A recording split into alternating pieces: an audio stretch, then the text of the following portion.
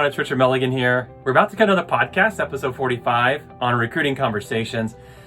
Thanks for checking out my video. And if you see these videos, we do a little intro and a little outro in addition to the podcast. This is just a great way for me to capture content in an environment where content is really centric to any business. If you're a recruiter, you better be creating content.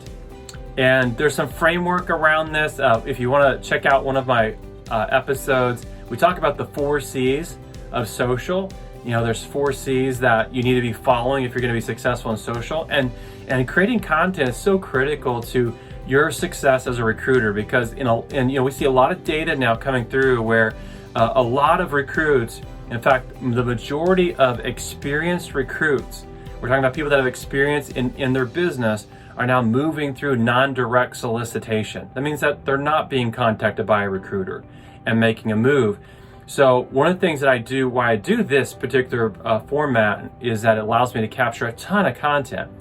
It allows me to capture maybe 6 to 7 different video pieces in addition to the full video piece. I transcribe this, I write articles from this, I create short form articles or content pieces, written word content pieces from it.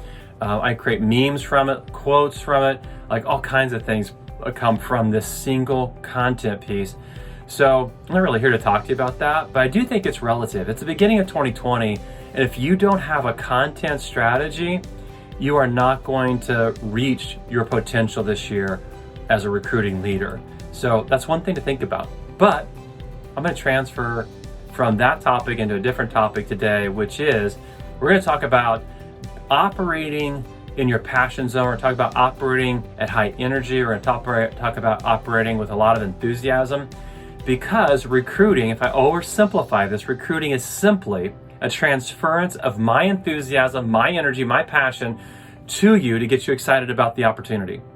And so there's just I try to oversimplify some things, and that's a very simple framework for recruiting. It's me being excited about an opportunity and getting you excited about the opportunity. And if I'm not excited, and I'm not operating at my peak performance, and I'm not operating in my passion zone, that just kind of has you going, what's he so excited about? It gets very difficult to get you motivated to make a change. And for the most part, we're trying to motivate the unmotivated. We're not trying to find the hot recruit that's like had a trigger event happen that's looking to make a move.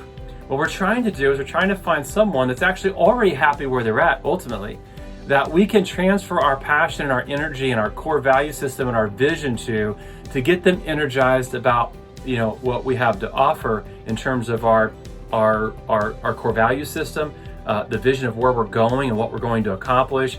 It's things that most people don't typically think about when they're recruiting. Most people think about the offer, right? Let me give you more money. A lot of people talk about success or titles or those things they think are higher motivators, and they're just simply not.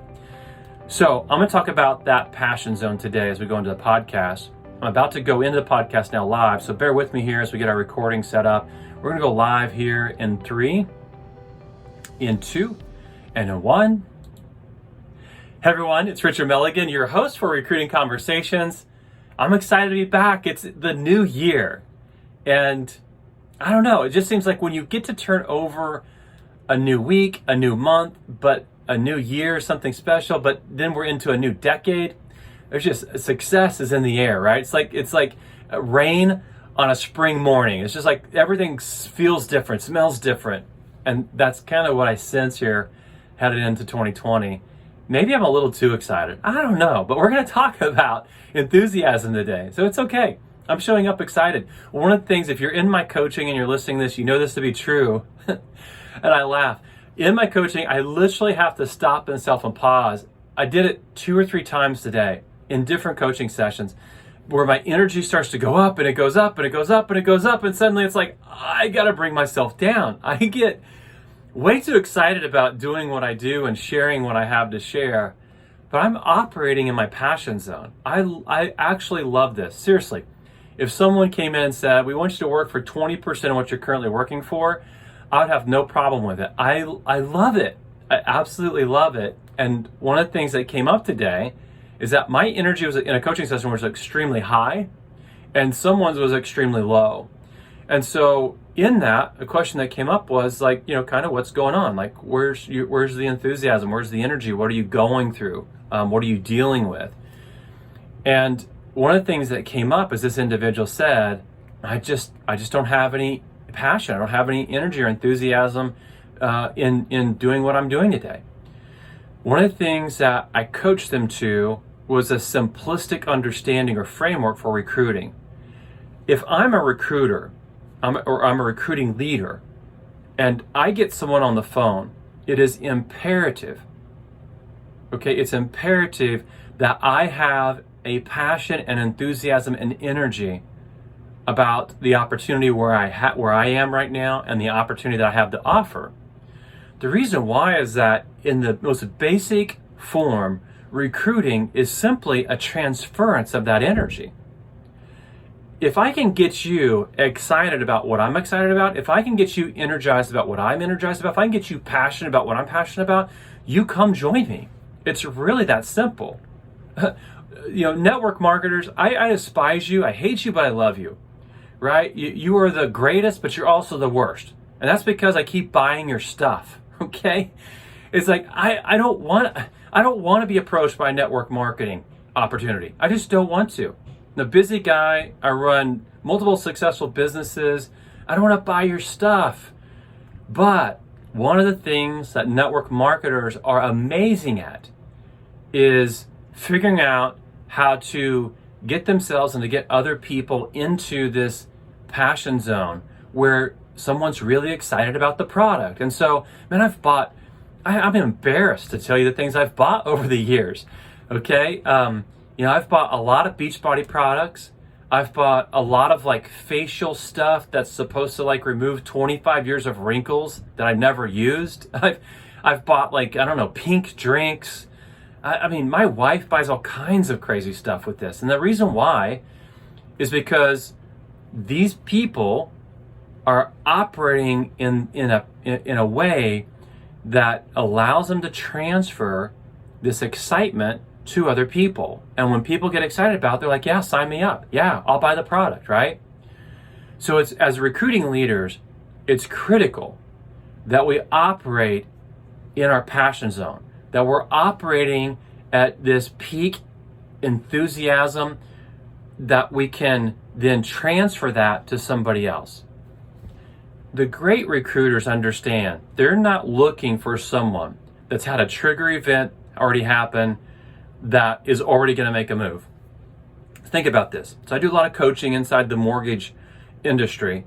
The average tenure inside the mortgage industry for a experienced loan officer today is 3.1 years. Okay, so let's just do a little math. 3 years is 36 months. Let's just say it's 37 to 38 months. Okay, so every 37 to 38 months, a loan officer that's a solid, experienced, producing loan officer is going to make a change. Okay, if I'm only looking for the warm or hot candidate, it's almost like this. I call the phone now. Okay, and I'm hoping in that moment that person is like, is in their trigger moment, right? Something's happened. Or I'm calling now, right? And it's like on a timeline, I'm picking a specific moment and I'm trying to like go there right then. And if I hit it at the right moment, then it's great, right? They're like, yeah, glad you called. I'm already looking at making a move. And you're like, oh, this recruiting thing's all about timing. And it's not. It's not about timing, okay? The bulk of people that make transitions with great recruiters actually started out cold. Like, that phone call where they say, I'm not interested, I'm happy where I'm at, right? That's where they are. And that's not just a guise that they're putting up. It's actually true. And what great recruiters know how to do best is to motivate the unmotivated to make a change. How do they do that? They're passionate about their opportunity. They're energized and energetic about where they are, right? So you got to be looking at this passion meter concept and asking yourself on a daily basis, like, where's my energy at? On a scale of 1 to 10, where would I rate my energy? And if you're not operating at 8, 9, or 10, then you're going to have a difficult time trying to get someone to cross across that finish line when they're content where they're at. And that's almost 95% of the market right now. So I would say this: give me a person who's passionate, working at an average company with an average toolbox at that company, over an unpassionate person who's working at an incredible company with an incredible toolbox. Because the passionate person will motivate people. Even though everything else is subpar, the passionate person will motivate people. I work with a lot of directors of sales, a lot of high-level, high-ranking heads of recruiting, CFOs, COOs, CEOs. And when we look at their group of recruiting leaders, there tends to always be within organization these hot spots where it's like, this person's really winning and this group really isn't. Same toolbox, same company, but some very dramatically different results in different parts of the organization. Why is that? Well, I've met the people on opposite ends of those spectrums. Someone's super excited and passionate. The other person is a 5 or below in their passion meter. They're just going through the daily grind. So you got to work on improving your passion before you work on improving your tactics, because passion matters more. In this, I've found that there's a lot of reasons why passion can be low. Sometimes it can be, fatigue, and I've been in that place myself, right? Where I'm like, why am I not passionate about what I have going on today? And so I ask myself 2 questions at the beginning of every day. One of those questions I ask myself is, what is one thing that might trip me up today? The other question I ask myself is, how would my best self handle that? When I looked back and I did a review, so I use a planner that throughout the entire year, and on my planner, those 2 questions are there. And so as I was going through my year, just kind of reviewing it, one of the things that just kind of blew me away, because in the moment I didn't realize it, is that as I answered that question over and over again throughout the year, the one thing was my energy. Okay, what's the one thing that could trip me up today? My energy. Or I'm feeling fatigued, or something along the lines of that. And I would dare say that it wasn't exactly a scientific research piece I did, but I would say it's about 80 to 85% of that question being answered last year was my energy in some way, shape, or form. So being aware that, like, I'm in a busy season, this business is growing fast, I'm having a hard time to staying up with it. I'm crazy passionate about it, so I'm always chasing excellence in the things that we're doing here. And so because of that, it's requiring a lot of me in this current season. I do believe that it's a season. I think that, my business is just a little over 2 years old. It operates more like a teenager than it does a full-grown adult right now. And so, we're building systems to scale it. We're figuring things out that we've never had to figure out before because it's a new business. And as we do that, it requires a lot of me. And so in that, what I have to be aware of is that, man, if my energy's low coming into a day, man, I have to be real intentional about bringing my energy up. And so as recruiters, this is something you got to be aware of. And in being aware of that, I know that I have this toolbox that I can tap into that has motivation in it. It's an external toolbox, I call it, my external toolbox. And so let me just give you some of these things that if your energy's low, you're like, I'm having a hard time tapping into my passion zone, then dive up into this. And here's some of the things that work for me. Look, I try to stay away from Monsters and Red Bulls and things like that are just artificial stimulators that have this real peak energy and this real low energy. One, I think it's unhealthy. I think there's that component of it. But the other part is that it's not sustainable. It's not like I can drink a Monster a day for the next 3 years, right? I just can't do that. So one of the things that I do is I look at the healthy options. One of the things I'm aware of is that an apple is equivalent to a cup of coffee in terms of energy. What a great replacement that is. 2 glasses of water is something that gives me almost instantaneous energy. MIT did a research piece that said that 5 minutes of 4 breaths in quickly and 4 breaths out quickly for 5 minutes actually gives you an oxygen high. Taking 10 minutes and going outside and going for a quick walk, Outside my office here, I actually have a exercise ball, weights, and a yoga mat. And those are things that can actually be part of that external toolbox. I'd be embarrassed to have you listen to my YouTube playlist, because on YouTube I actually have a folder there with a playlist in it of high energy music. And I'll be honest with you, Justin Bieber is actually on the list. And the reason why is not because I'm like a huge Justin Bieber fan. No offense, Justin, but it's I'm not in your age group. One, I'm not in the demographics that would typically listen to Justin Bieber. But I do recognize that high energy music is actually a stimulator for energy, and so that's in my toolbox.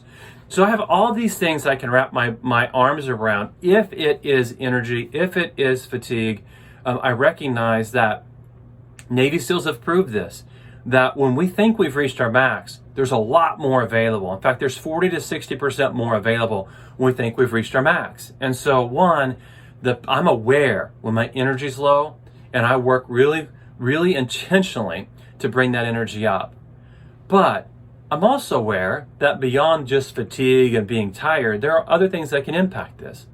Look, last year I had multiple conversations with people that said, I just can't get excited about my current opportunity, and I can't figure out why that is. And as I began to ask questions and they answered it, what they came to the conclusion to, not me, is that they were operating in a place, in a business with leadership where they were not aligned with their core value system. And when that happens, that can affect your passion zone. That can affect your enthusiasm around the opportunity. In fact, I've been in seasons in my own life where my core values were out of alignment with an organization or with a leader. And then I began to struggle daily just putting in, simple work, because especially on the recruiting side, because I knew I was bringing people to a place that I'd already determined wasn't a fit and that I wasn't bought into. And so that can be an element of it as well. And I think you've got to be aware of that. Here's what you just got to remember. Your passion matters to the level of success that you will have as a recruiter. So you have to operate and figure out how to get to that max enthusiasm, that max energy. And those who are intentional about this will be the ones that win at scale on the recruiting side, because it's that important, okay? So there you have it. Figure out how to operate in that zone in 2020. And that will be one of the most critical things that you can figure out. And let's be, to some degree, network marketers in terms of our energy. How's that? A network marketer? Send him this podcast. Tell him you got to check this out. This guy's like dishing you, but loving you all at the same time. I appreciate you guys listening to Recruiting Conversations. If this brings value to you, would love for you to do me a favor and do a review.